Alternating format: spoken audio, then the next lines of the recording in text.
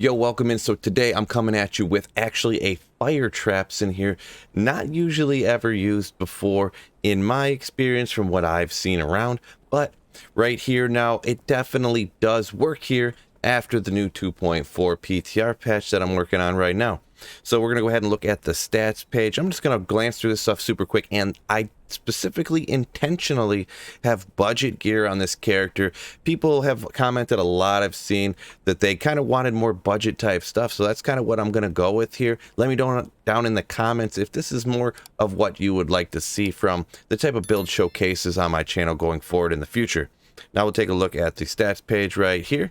I put just enough strength and dex to wear the gear that I have, max everything else into vitality, none into energy.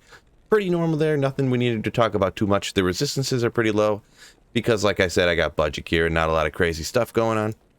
Let's go ahead and take a look at the skill tree. Now for this stuff, obviously most is going to go in the traps, but let's jump over to martial arts first. And absolutely nothing in this one. I decided to put nothing into this one because I'm not doing no martial arts stuff. This is strictly going traps. Not too crazy there. Now for the points here, there's a little bit of different stuff you could do. I went 1 point into claw mastery just to get down to weapons block and also to be able to get over to burst of speed.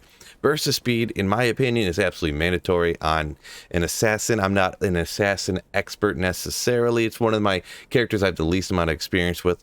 But burst of speed, you need extra increased attack speed to lay traps, because traps is not on faster cast rate like some people may think. Laying traps is actually on increased attack speed, so the faster you can attack, you're going to lay down traps faster. And this gives you 45%. And also because I don't have Enigma, this will allow you to run faster as well. Some people may want to put one into Fade, but you can't have Fade and Burst Speed on at the same time. So I just decided not to worry about it for this particular one, because we're mainly doing players one farming is what I'm doing right here with this. Currently just dabbling around with anyway. So now we're coming over to the traps skill tree where most of your points are going.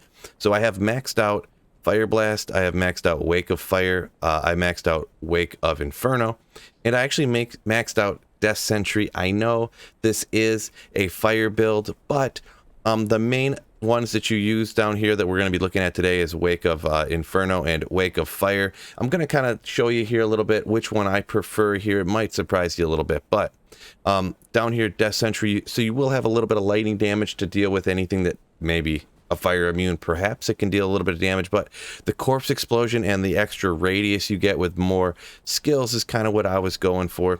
So that's why I put a bunch of points into there. And with the main ones that we're using here, you just have the Wake of Fire synergy here and Fire Blast up here, Wake of Inferno and Fire Blast. So you end up with extra points. I actually have 6 extra. I was kind of debating on where I wanted to put them. I decided, you know what? I'll put less points into here. I'll actually just kind of be simulating a slightly lower level character by doing that. So I decided just to sit pat on those.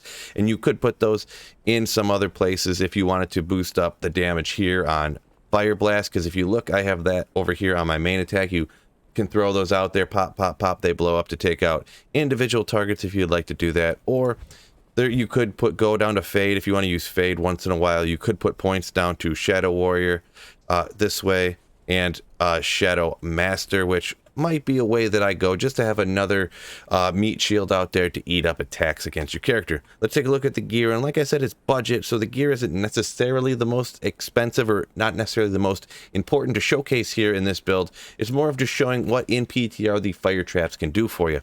But we'll go ahead and show it real quick. I got a Bartux over here, pretty generic cheap claw. Got a Jade Talon I put over here for the hit recovery and a bunch of all resistance, because where am I getting resistance from with all this budget gear? The Shaco is probably the most expensive thing we got going on here. Maybe along with, I threw a High Lords up here. We get the 1 to all skills, lightning res, you know, the stuff, increased attack speed up there. We got Duriel Shell giving you all res, cannot be frozen, which is important to have on a Trapsin, because if you're cold, you're throwing your traps like this fast. When you're frozen, it's super annoying, so you cannot be frozen on that one. We got Mage Fist. It gives you 1 to all fire skills, so that will help out your fire traps that you're using.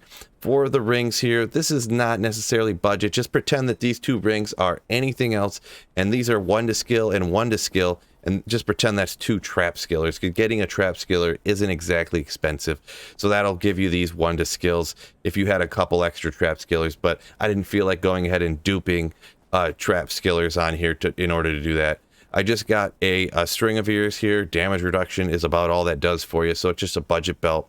And some sandstorm treks, which non-ethereal sandstorm treks are considered budget in my book. So that's just all we got there, and we're gonna go ahead and head out. And because of the way it's like bugged a little bit, or they just made it incorrectly, I don't know, the assassin here on the PTR, you actually start off with no waypoints or anything here in hell. So actually I threw on an enigma and I teleported to Act 2 just so I could get to an area that a fire trapsin might want to farm, really. And this is going to be a new level 85 area here in Diablo 2 Resurrected after the patch for the first season, and that is the Stony Tomb. So I'm going to go ahead and find it real quick, and then we'll jump down there and I'll show you how these work.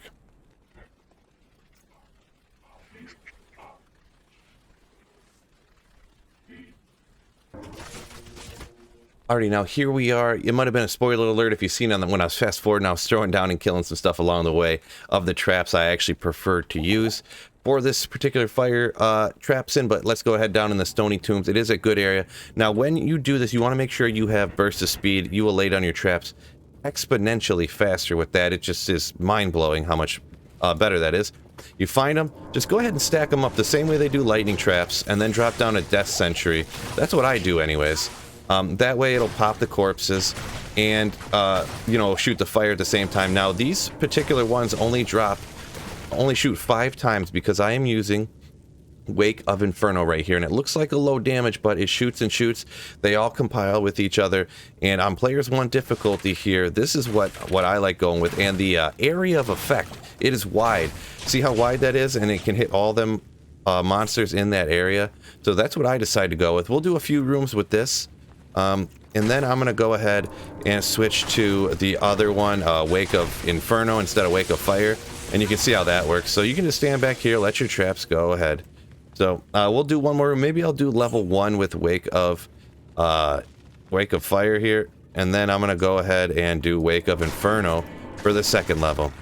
But see, on players, if you're farming players 1 difficulty, you know, playing through here, it works pretty much A-okay.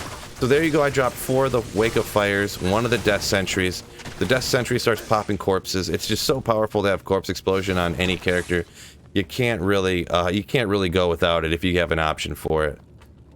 2, 3, 4.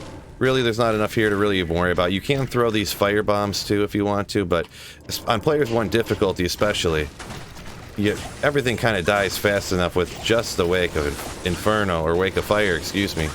You don't really need to worry about it. Let's grab some of these. And we're going to go ahead and come down here. We're going to go down to level 2 now. Let's go ahead and switch from Wake of Fire to Wake of Inferno. And we'll show you the difference here. You can kind of decide what you feel like you want to use. It'll be up to you. When I do this, I kind of do the same thing. I drop them on top of each other, and they all shoot off. They can shoot more times. See, this has 11 shots, and Wake of Fire has only 5 shots. But the area of effect, that giant path, instead of just 1, you know, beam of fire, essentially, I kind of think that the Wake of Inferno is actually better. Wake of Fire, excuse me. I can keep messing that up. But I stack them on top of each other, so you get 1 giant, hard-hitting fire shot here on 1 monster. So 1 will get dropped, and then the Death Sentry will pop the corpse of that. Hopefully, that's the idea anyways. And then that will take down, like, more of the pack. So that's kind of what I'm thinking anyways. We'll see if that really, it doesn't necessarily work as effective. You know, that's what really, I think Wake of Fire, in my opinion, is better than Wake of Inferno for this. This is where you can get, you know, you set them up in the door, drop in a Death Sentry, and you're good to go. You hear the corpses popping, pop, pop, pop, clearing the room for you. Drop some more a little bit further in, pop, pop, pop, clear the room for you. It's a pretty laid-back play style, as you see. Cleared that room out with no problem. The kill speed, you know, it's not the absolute fastest here, but like I said earlier, it is budget gear. Remember that. I don't have Infinity on here. I don't have Perfect, you know, I don't have a Torch and Annie. I don't have a thing full of skillers. So if you're going to compare it to, you know, builds like that, just remember that, okay? This is for more budget type of stuff.